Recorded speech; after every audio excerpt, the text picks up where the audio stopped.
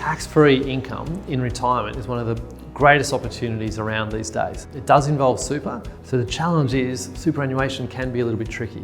So what I'm going to do today is explain how we can get this tax-free income using a few drawings as well. To give you a bit of an idea, we've got two types of accounts for super. I like to call it a bucket or like an above ground swimming pool. And this is where money goes in.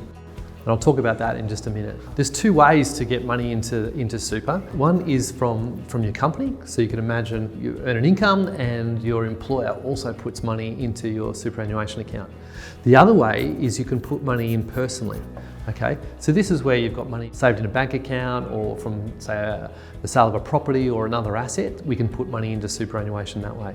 With superannuation, we can't get access until we meet a condition of release, which generally is 60 and we've ended an employment agreement. But there are a few other options as well that we can look into another time. But this is the first concept. We've got super where we put money in, and when we get to retirement, we then move to a bucket called super out. Now all of this is still called super. It's not completely different arrangements, all called super, but I guess the simplicity of it, one is where money goes in and one where money goes out.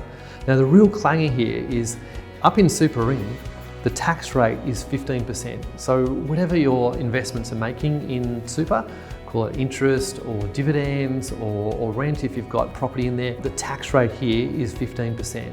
However, once we get to 60 and end an employment agreement, we can move the balance to super out and the tax rate is zero. Like how cool is that? Like you do not pay any tax on basically any of this income that you earn. You also don't pay any tax on any capital gains. So you may be aware if you buy an asset and it goes in value, if you own it personally, you have to pay tax. But within super, again, it's zero tax.